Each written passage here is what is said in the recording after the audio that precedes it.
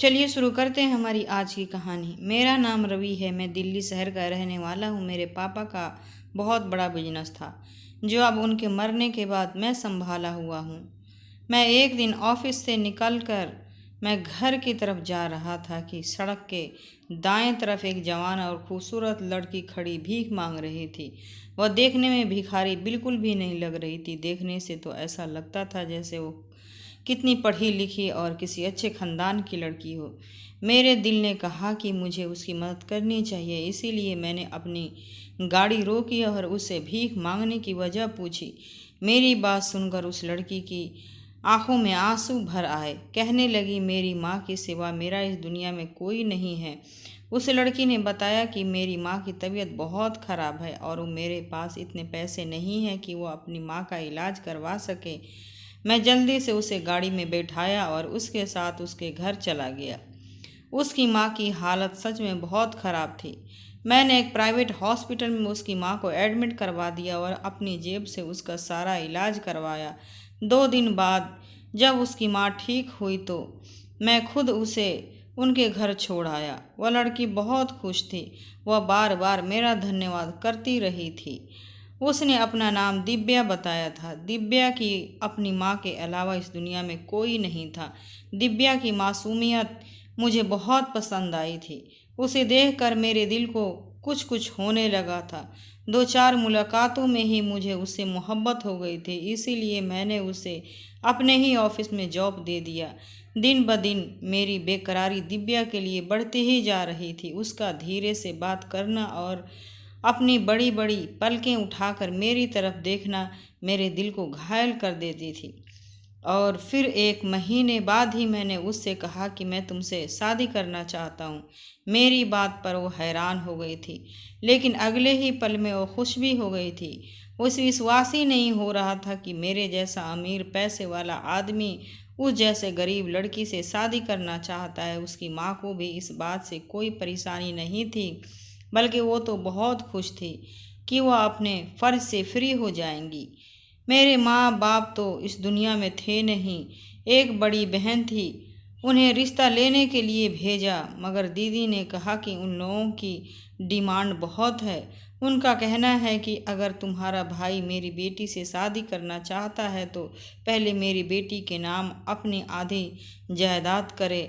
वह ऐसी औरतें नहीं हैं जैसा तुम उन्हें समझते हो। मुझे दीदी की बात पर विश्वास नहीं आया और सीधा दिव्या के घर पहुंच गया। मैंने सोचा कि मैं खुद दिव्या और उसकी माँ से बात करूंगा। अगर वह चाहती हैं कि मैं अपनी आधी जायदाद उनकी बेटी के नाम कर दूं तो मैं ये भी करने के लिए तैयार था।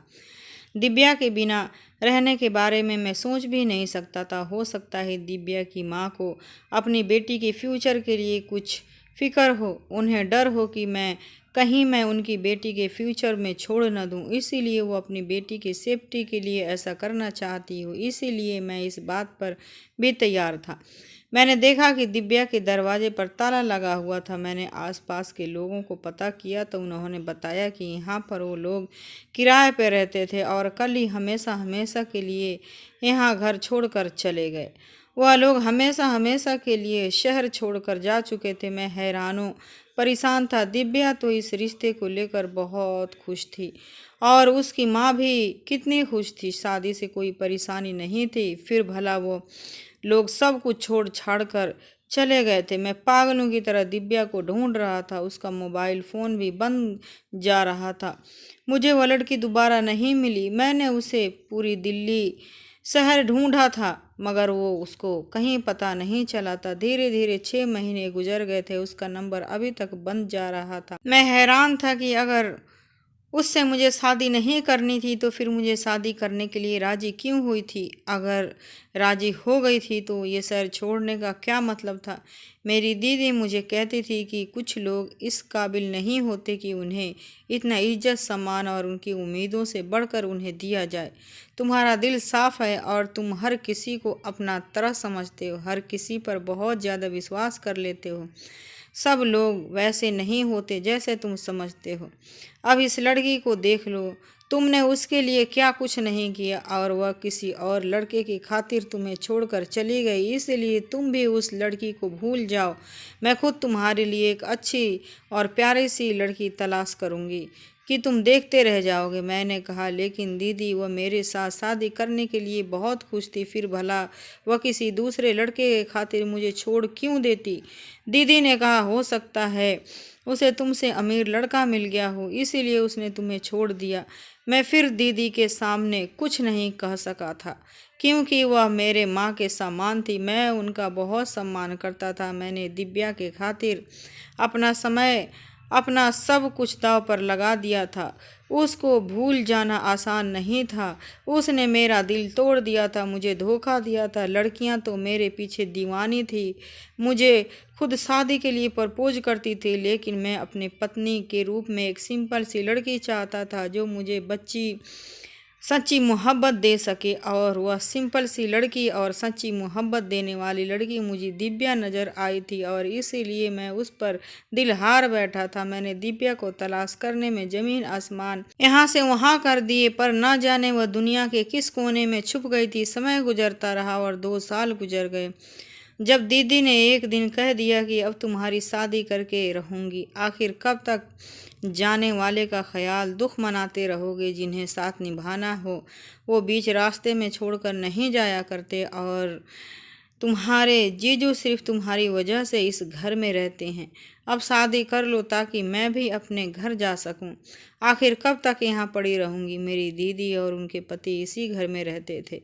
वह मेरी सौतेली बहन थी, पर फिर भी मेरे बहुत ख्याल रखती थी। उन्होंने ज़िंदगी के हर मोड़ पर मेरा साथ दिया था। मेरे पापा ने 2 शादियाँ की थी, एक शादी अपने घर वालों के मर्जी से और दूसरी शादी खुद अपनी पसंद की थी।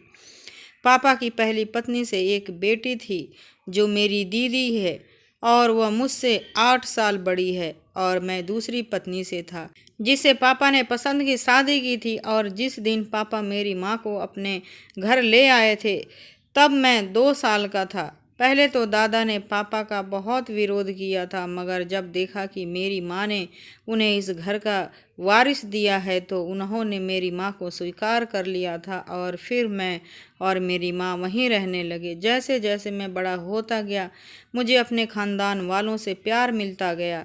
दादा दादी, पापा, बुआ सब मुझे बहुत प्यार करते थे, पर मेरी दीदी मुझसे बहुत ज़्यादा चिढ़ा करती थी। वह कहती थी कि तुम तो बहुत मनहूस हो, जब से आए हो मुझसे ज़्यादा सब तुम्हें प्यार करते हैं। तुम्हारे होते ही सब ने मुझे इग्नोर करना शुरू कर दिया है। दीदी मुझे बहुत मारा करती थी, तो मैं पापा से शिकायत लगा दिया करता था, और पापा कहते थे कि तुम दोनों भाई बहन हो, बस माँ अलग अलग है।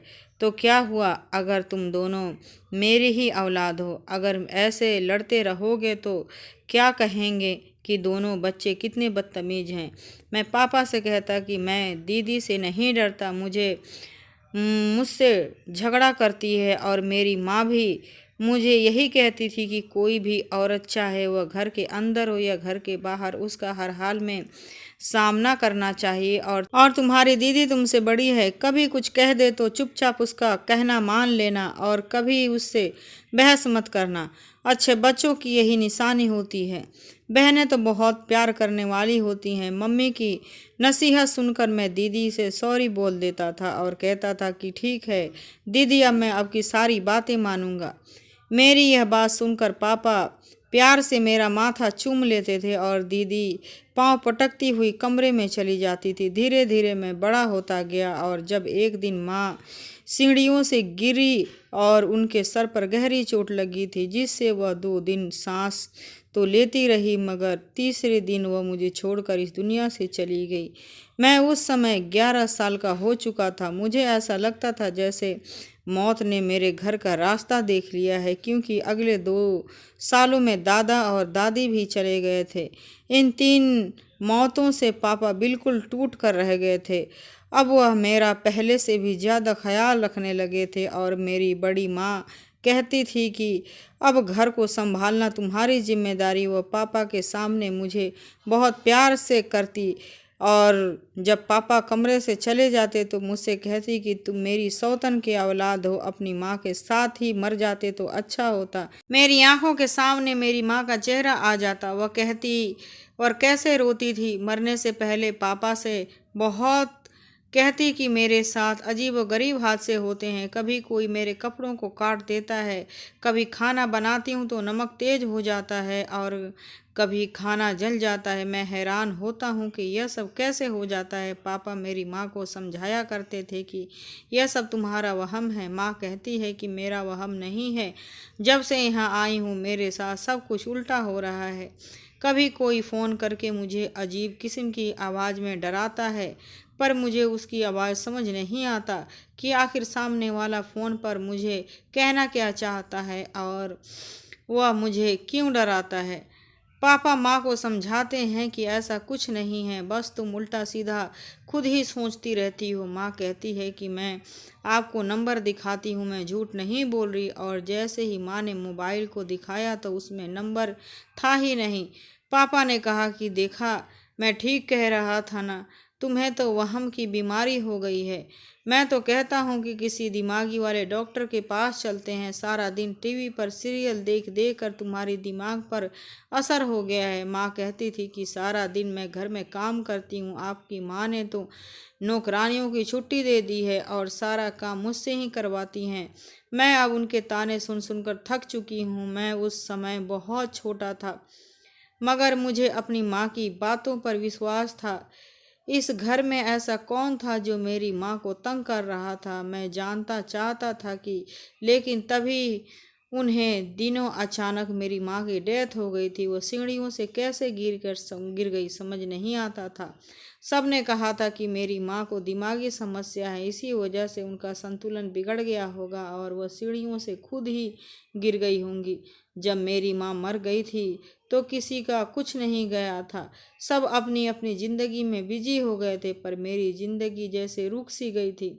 मेरी माँ तो चली गई थी और उनके जाने के बाद मैं बिल्कुल अकेला हो गया था। पापा ने बड़ी मम्मी यानी मेरी सौतेली माँ के हवाले कर दिया था। वह अपने बिजनेस को देख रेख में थे और मुझे कोई भी संभाल नहीं पाता था। मैं नौकरों के सहारे पर था, वह भी अपनी मर्जी करते थे। उनको भी कोई नहीं पूछता था कि रवि को खाना खिलाया कि नहीं, रवि को स्कूल भेजा या नहीं, उसे होमवर्क कराया या नहीं, किसी को कोई मतलब नहीं था। नौकर भी अपनी मनमानी करते, जब चाहते खाना देते, जब चाहते खाना ना देते। मैं भूखा उनके पीछे पीछे रोता हुआ फिरता। एक बच्चा जिसकी माँ नहीं थी उसका कोई भी नहीं होता था। जिस दिन मेरी माँ इस दुनिया से चली गई थी उसी दिन मेरी खुशियाँ भी उन्हीं के साथ चली गई थी। मैं स्कूल से कॉलेज में पहुंच चुका था जब दीदी की शादी हुई और शादी के बाद भी वह यहीं रहने लगी थी, क्योंकि बड़ी माँ अपने आंखों से उन्हें दूर नहीं करना चाहती थी। और फिर एक दिन रोड एक्सीडेंट में पापा और बड़ी माँ की डेथ हो गई और वह दोनों एक रिश्तेदार की शादी में जा रहे थे कि गाड़ी की टक्कर ने एक बस दर पे मौत हो गई और दोनों ने मौके पर ही दम तोड़ दिया। और फिर उसके बाद सब कुछ मेरी दीदी और मेरे जीजा जी ने संभाल लिया। पापा ने वकील को बताया कि मेरे पापा पहले से ही सब कुछ मेरे नाम कर चुके हैं और मेरी माँ इकलौती थी, उनका सब कुछ पहले से ही मेरे नाम था। दीदी को पापा ने शादी के समय ही उनका हक दे दिया था, लेकिन इस बात का मुझे नहीं पता था। दीदी सदमे में थी, लेकिन मैं उनका बहुत ख्याल रखता था और फिर धीरे धीरे दीदी का व्यवहार मेरे साथ ठीक हो गया। दीदी के अच्छे व्यवहार से मैं बहुत खुश था। दुनिया में मेरा था ही कौन। दीदी से प्यार मिला तो जिंदगी में जैसे खुशी की लहर दौड़ पड़ी थी। दीदी कहती थी कि बड़ी बहनें भी माँ की जगह लेती हैं, कभी खुद को अकेला मत समझना। मैं बहुत खुश हो गया था, अब मैं अपनी पढ़ाई भी अच्छे से जारी रख सकता था। एक दिन दीदी ने कहा कि जब तक तुम्हारी शादी नहीं हो जाती मैं और तुम्हारे जीजा यहीं रहेंगे। मैंने कहा दीदी आपको कभी भी कहीं जाने की ज़रूरत नहीं है, आप हमेशा यहीं रहें।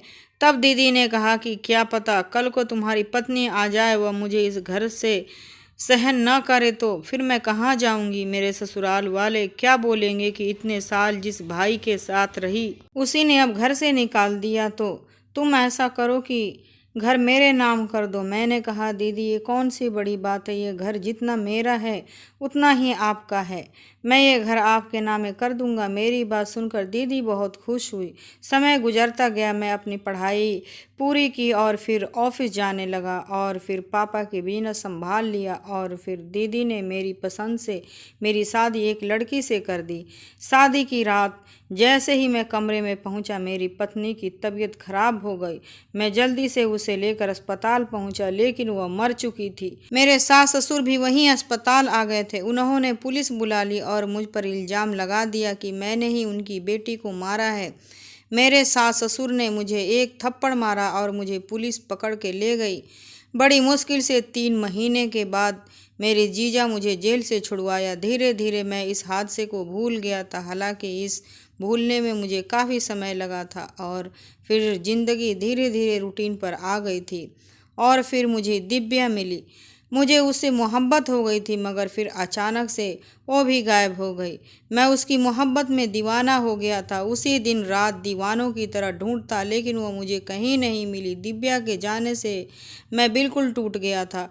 अब तो मुझे लगने लगा कि मैं सच में मनहूस हूँ, जो सबकी खुशियों को खा जाता हूँ। दीदी ने मुझे बहुत समझाया कि दिव्या को भूल जाओ, वो बहुत धोखेबाज और लालची लड़की थी। मैं तुम्हारे लिए दिव्या से भी अच्छी लड़की लेकर आऊँगी और तुम्हारी पत्नी बनाऊँगी। देखना, वो तुम्हें बहुत प्यार देगी और तुम्हारी ज़िंदगी स्वर्ग हो जाएगी। मैं भी धीरे धीरे दिव्या को भूलने की कोशिश करने लगा था। दीदी ने मेरा ऐसा बहुत साथ दिया था। उन्होंने मुझे बहुत संभाला था। धीरे धीरे ज़िंदगी रूटीन पर आने लगी थी और फिर दीदी की जिद पर मैंने दूसरी शादी की एक दोस्त की बेटी से कर ली। मगर हैरत की बात ये थी कि शादी की रात मेरी दूसरी पत्नी भी मर गई। मैं बहुत दुखी था क्योंकि वह दूसरी बार था। अब तो कोई भी लड़की मुझसे शादी करने के लिए राजी नहीं थी और मैंने भी दीदी से साफ साफ कह दिया कि मुझे शादी करनी ही नहीं है, बल्कि मैं यह देश छोड़कर यहाँ से जा रहा हूँ। दीदी ने रोना धोना शुरू कर दिया। कहने लगी कि तुम चले गए तो मेरा क्या होगा? मेरा एक ही तो भाई है और तुम भी मुझे छोड़कर जा रहे हो। लेकिन अब मैं अपनी ज़िंदगी से तंग आ चुका था। 30 साल की उम्र में भी मैं बहुत दुखी था और अहलियाल था। मैं इंडिया से बाहर जाने की तैयारी कर रहा था। मेरा दिल अब यहाँ बिल्कुल भी नहीं लगता था कि उन्हें दिनों एक बूढ़ी औरत मेरे ऑफिस में आई। उसने अपना चेहरा छुपाया हुआ था। वो मेरे पैर में गिरकर रोते हुए मुझसे बोली कि मेरे घर 2 अपाहिज लड़कियां हैं, तुम उनसे शादी कर लो, तुम्हारी किस्मत बदल जाएगी। मैं बूढ़ी लाचार औरत उनका सहारा नहीं बन सकती। मेरे जाने के बाद पता नहीं मेरी अपाहिज बच्चियों का क्या होगा। तो उनका सहारा बनोगे। भगवान तुम्हें इसका फल जरूर देगा। मुझे उस बूढ़ी औरत पर दया आ गई और मैंने बहुत सोचने के बाद हाँ कर दी और फिर उनसे शादी कर ली। शादी के बाद मैंने उन्हें एक दूसरे घर ले गया। वह दोनों बाहर ही सोफे पर बैठी थी। जब मैंने घूंघट उठाया तो मेरी जान निकल गई, क्योंकि वह तो मेरी दोनों पहले पत्नियां थीं। लेकिन उनके आधे चेहरे जले हुए थे और देखने में बहुत ही भयानक लग रहे थे। वह तो मर चुकी थी, लेकिन जिंदा कैसे हो गई थी? मैं हैरान हो गया। जब उस बूढ़ी औरत ने अपने चेहरे को मास्क उतारा तो मैं फटी के फटी रह गई। उसका चेहरा देखने लगा। वह तो मेरे घर में काम करने वाली नौकरानी थी, जिन्होंने माँ के जाने के बाद मुझे संभाला था। नौकरानी पापा के समय से हमारे घर में काम किया करती थी। मैं उन्हें मासी ही कहा करता था और फिर वो अचानक से कहीं चली गई थी। मैं हैरान था और अपनी पत्नियों को देखकर परेशान भी था। मैंने मासी से पूछा, ये सब क्या है और ये जिंदा कैसे हुई? तो ये मर चुकी थी। मासी ने मुझसे कहा कि बेटा, तुम्हारे साथ बहुत बड़ी साजिश हुई है। मैं तुम्हारे सारा सच बताती हूँ। मासी ने कहा कि जब तुम्हारे पापा तुम्हारी माँ को लेकर आए थे तो तुम्हारी सौतेली माँ ने उन्हें स्वीकार नहीं किया। वह उन्हें दिमागी तौर पर मरीज बनाने पर तुली हुई थी और फिर धीरे धीरे उसी दिमागी मरीज बना दिया। उस दिन अगर तुम्हारी माँ बच जाती तो सबको सच्चाई पता चल जाती। तुम्हारी माँ को एक ऐसी दवा दी जा रही थी जिससे वह अंदर ही अंदर ख़त्म हो रही थी और यह सब तुम्हारी सौतेली माँ कर रही थी और फिर तुम्हारी माँ की मौत हो गई उसके बाद वह माँ बेटी तुम्हें ख़त्म करना चाहती थी। तुम्हारे खाने में कुछ न कुछ मिला कर देती थी, लेकिन मैं वह खाना बदल दिया करती थी। मैं यह सब बड़े साहब को बताना चाहती थी। मैं जब भी उनके पास जाती तो कोई न कोई उनके पास होता। और फिर तुम्हारी बड़ी माँ और पापा की डेथ हो गई थी और सब कुछ तुम्हारी दीदी ने संभाल लिया, जिस पर तुम्हें अंधा विश्वास है। पर यह ऐसी नहीं है जैसे तुम उसे समझते हो। उसने जानबूझकर इस घर में रहने का फैसला किया है ताकि तुमसे धीरे धीरे करके सब कुछ छीन सके। जब उसे पता चला कि सारी जायदाद तुम्हारे नाम पर है और उसे कुछ नहीं मिलने वाला है, तो उन दोनों पति पत्नी ने सोचा क्यों न तुम्हारी ज़िंदगी बर्बाद कर दी जाए ताकि तुम ही खुद सब उसके हवाले करके यह देश छोड़कर चले जाओ और कभी दोबारा शादी ना करो। जिस लड़की को तुम पसंद करते थे वह खुद नहीं भागी थी। जिस दिन तुम्हारी दीदी रिश्ता लेकर गई थी तो उसकी माँ तुम्हारी बहन ने बहुत बेइज्जत किया था और दिव्या को धमकाया कि अगर तुम यह शहर छोड़कर नहीं गए तो तुम्हारी माँ जिंदा नहीं बचेगी। दिव्या से ये भी कहा था कि शहर छोड़ने के बाद तुम रवि से किसी भी तरह का कोई कांटेक्ट नहीं रखोगी, नहीं तो यह तुम्हारे लिए बहुत ही बुरा होगा। और ज़बरदस्ती उन्हें यह शहर छोड़कर जाने के लिए कहा था। मैं भी उस दिन उसके साथ थी। मैंने घर आकर तुम्हारी बहन से कहा कि बेटी ऐसा मत करो, रवि दिव्या को बहुत प्यार करता है। और तब तुम्हारी बहन ने कहा कि बुढ़िया अपनी औकात में रह और इस घर के फैसले सिर्फ मैं ही कर सकती हूँ। रवि मेरे बाप के सारी जायदाद पर कब्जा कर लिया है। मैं गुलाम बनकर रह गई हूँ। इस जायदाद पर सिर्फ और सिर्फ मेरा हक है। अगर रवि और उसकी माँ मेरे पापा की ज़िंदगी में न आते तो यह सब कुछ की मेरा होता, लेकिन उसकी माँ मेरे बाप से शादी करके सब कुछ छीन लिया। लेकिन मैं अपना सब कुछ वापस लेकर रहूँगी। उसे इतना तकलीफ़ दूंगी कि जितनी तकलीफ़ मुझे और मेरी माँ को हुई थी। मरते दम तक उसे सुकून नहीं रहने दूंगी।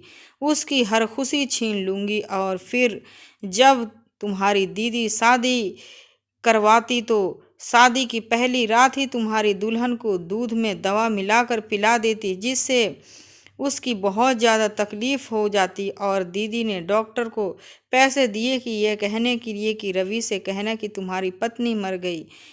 तुम्हारी दीदी ने तो तुम्हारे सास ससुर को भी खरीद लिया था। बहुत बड़ी साजिश के साथ तुम्हें जेल भेजा गया था जबकि तुम्हारी दोनों पत्नियां जिंदा थीं।